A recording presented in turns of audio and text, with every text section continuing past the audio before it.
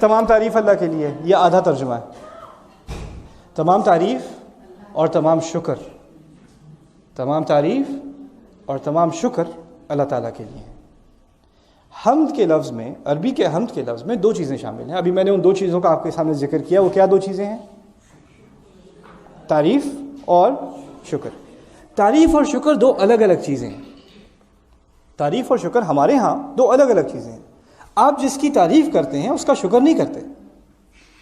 آپ فرض کریں کسی گھر کی تعریف کر رہے ہیں، آپ ڈرائیو کر رہے ہیں، کسی خوبصورت گھر کے پاس سے آپ گزرے، آپ نے گھر کی تعریف کی، بڑا اچھا گھر ہے، آپ نے رک کر آگے گھر پہ ہاتھ رکھ کے اس کا شکر ادا نہیں کیا، آپ نے صرف تعریف کی ہے۔ سمجھ رہے ہیں نا؟ تو تعریف کرنا اور شکر کرنا دو الگ الگ چیزیں ہیں۔ اسی طرح آپ کسی کا شکر بھی کر سکتے ہیں اور ہو سکتا ہے اس کی آپ تعریف نہ کریں۔ اس کی بھی میں آپ کو مثال دیتا ہوں۔ ابراہیم علیہ السلام، ان کے بارے میں اب یہ تو اختلاف ہے کہ ان کے والد کا ذکر ہے یا ان کے چچا کا ذکر ہے، آزر، جو قرآن میں ہے، لیکن آپ کسی طرح بھی مان لیں ان کی پرورش تو آزر نے کی نا۔ اور اللہ تعالیٰ نے قرآن میں حکم دے دیا، وہ صرف ہمیں اسلام میں ہی نہیں دیا، تمام رسل کو ان کا جو اسلام تھا ان سب میں ایک ہی حکم ہے، انشکر لی ولی والدیک، میرے شکر گزار بنو اور اپنے والدین کا شکر گزار بنو۔ ہمیں شکریہ کرنا ہے اللہ تعالیٰ کا اور اپنے والدین کا۔ اچھا، اگر ہم ابراہیم علیہ السلام کے والد کو ہی مانتے ہیں آزر، فرض کریں، تو وہ والد کیا ایسا کام کرتا ہے جس کی تعریف کی جائے؟ کس کام میں لگا ہوا ہے وہ؟ آپ کو پتہ ہے آزر کس کام میں لگا ہوا تھا؟ بت بناتا تھا نا، بت مشرک تھا۔ لیکن جب اللہ تعالیٰ نے ہمیں حکم دیا ہے کہ والدین کا شکر کرو، تو اس میں کیا یہ شرط لگائی ہے کہ اگر مسلمان ہوں تو شکر کرو، اگر توحید پر ہوں تو شکر کرو، اگر عیسائی ہوں تو شکر مت کرنا، اگر یہودی ہوں تو شکر مت کرنا؟ نہیں، اس میں تو کوئی قید نہیں ہے۔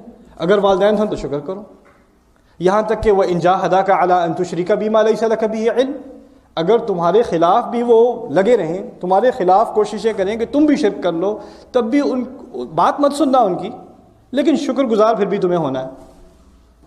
تو شکر ہو سکتا ہے تعریف کے بغیر، کیونکہ آپ کے اگر والدین ایسی باتیں، ایسے کام کر رہے ہیں جن کی تعریف نہیں کرنی چاہیے، ہمیں تو دین میں اس کی اجازت بھی نہیں ہے کہ ہم کسی مشرک کے شرک کی تعریف کریں، یہاں تک ہمیں اجازت نہیں ہے، لیکن شکر پھر بھی اس کا کرنا ہے۔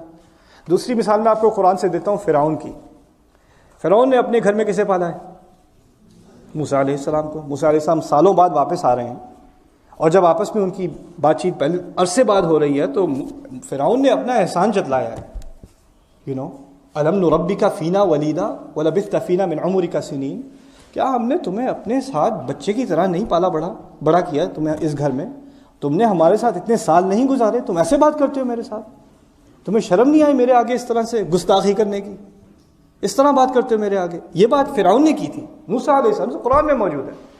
اور قرآن میں موسیٰ علیہ السلام نے اس بات کا شکر بھی ادا کیا، وَتِلْكَ نِعْمَةٌ تَمُنُّهَا عَلَيَّ، یہ واقعی تم نے مجھ پر بہت احسان کیا، میں اس بات کا اعتراف کرتا ہوں۔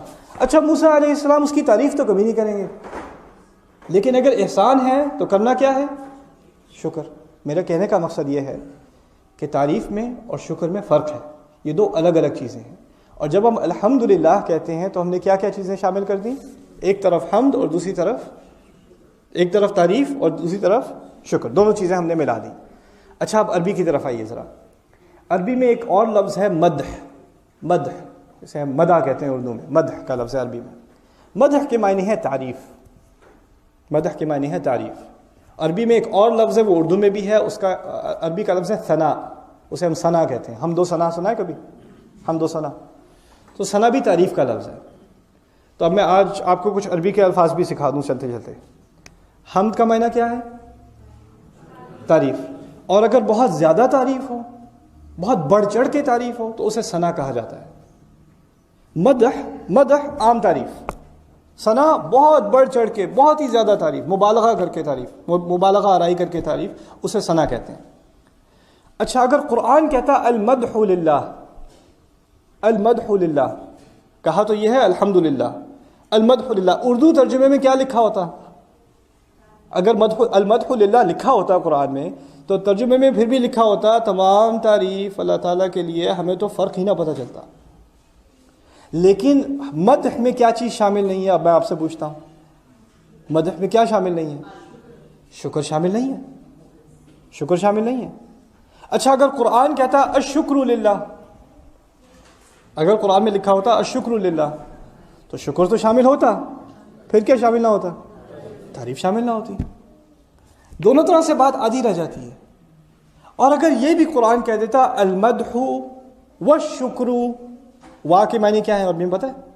اور المدح والشکر للہ، المدح والشکر للہ، تو پھر تو ترجمے میں لگتا ہے بات ہو گئی، تعریف اور شکر، تمام تعریف اور شکر اللہ تعالیٰ کے لیے۔ لیکن عربی میں ایک قاعدہ ہے، وہ کہتے ہیں خیر الکلام ما قل ودل، بہترین بات وہ ہے جو کم سے کم الفاظ میں ہو، کم سے کم الفاظ میں آپ اپنا معنی ادا کر دیں وہ بہتر ہے۔ آپ زیادہ سے زیادہ الفاظ میں معنی ادا کرتے ہیں، اس کا مطلب ہے کہ آپ کے ذخیرہ الفاظ میں، آپ کی ووکیبلری میں وہ چیزیں ہیں نہیں جن کے لیے جن کو استعمال کر کے آپ جلدی سے بات کر سکیں۔ آپ کو بڑھا چڑھا کے بات کرنی پڑتی ہے، کیونکہ آپ کو اختصار سے، خلاصے سے بات کرنے کی قدرت نہیں ہے، آپ میں وہ صلاحیت نہیں ہے۔ تو خیر، المدح والشکر للہ لمبا ہو گیا کام، الحمد اس سے بھی بہتر ہے۔ لیکن ایک اور فرق بھی ہے آگے جانے سے پہلے، عربی زبان میں کیونکہ بہت دقت ہے، بہت باریک زبان ہے، تو تھوڑا تھوڑا سا بھی فرق ہونا جو ہمیں ترجمے میں احساس نہ ہو، جس کا انہیں احساس ہوتا ہے عربی میں۔ بہت سینسیٹیو زبان ہے، بہت حساس زبان ہے۔ اگر بیچ میں واو ڈال دیا، المدح و الشکر للہ، اگر واو بیچ میں ڈال دیا، تو اس کہنے کا مقصد یہ ہے کہ کچھ چیزوں کے لیے تو میں اللہ تعالیٰ کی تعریف کرتا ہوں، کچھ چیزوں کے لیے وہ تعریف کا مستحق ہے، اور کچھ اور چیزوں کے لیے وہ شکر کا مستحق ہے، کیونکہ میں نے شکر اور تعریف کو الگ کر دیا زبان میں، اس کا مطلب ہے معنی میں بھی میں نے الگ کر دیا، فلسفیانہ طور پہ بھی میں نے الگ کر دیا۔ کچھ چیزوں کے لیے میں شکر کرنے کے تیار ہوں، کچھ چیزوں کے لیے تعریف کرنے کے لیے تیار ہوں۔ اچھا، الحمد میں یہ مسئلہ نہیں ہوتا۔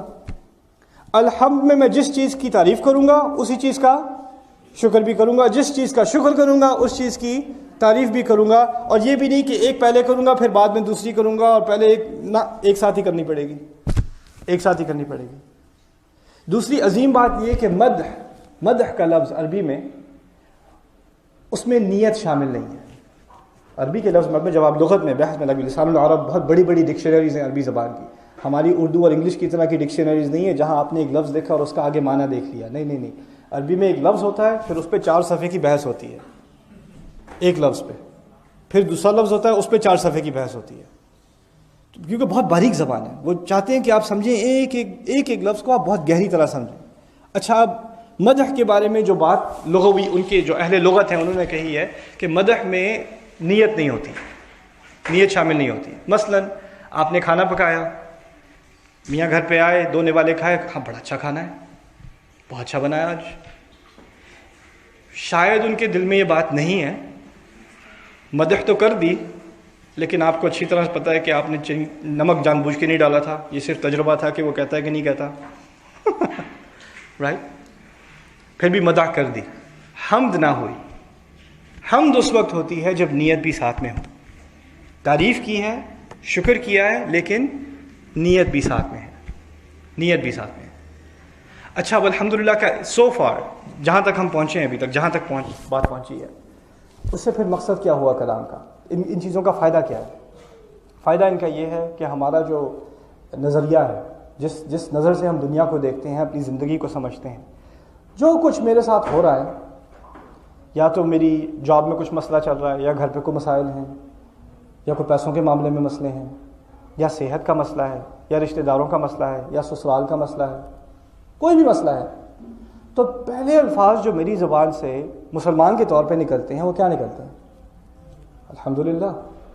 اور الحمدللہ کہنے کا مقصد یہ ہے کہ جو کچھ ہو رہا ہے مجھے تو اس کی تعریف کرنی چاہیے، اور جو کچھ ہو رہا ہے مجھے اس کا شکر گزار ہونا چاہیے۔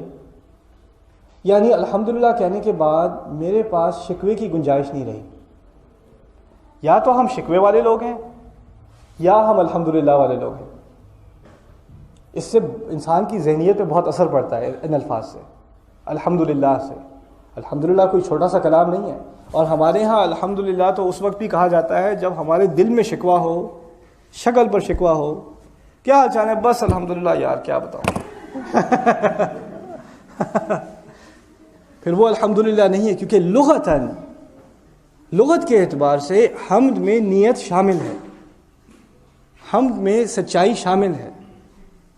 تو جب اللہ تعالیٰ کہتے ہیں نا لما تقولون ما لا تفعلون، تم کہتے وہ جو کرتے نہیں ہو، تمہاری زبان پر الحمدللہ ہے، تمہارے دل میں نہیں ہے، تمہاری شکل پہ نہیں ہے، تمہارے خیالات میں نہیں ہے. تو یہی تو اصل شکوہ ہے اللہ تعالیٰ کا، لما تقولون ما لا تفعلون. یہ شروع ہوتا ہے الحمدللہ سے. سو الحمدللہ کو میں نے اس تھوڑے سے سیشن میں کمپیئر کیا ہے اب تک صرف مدح اور ثنا، اور دوسری طرف کیا لفظ تھا؟ شکر. اور الحمدللہ از دا بیسٹ وے، اس سے بہتر طریقہ نہیں ہے آپ کو حمد کرنے کا.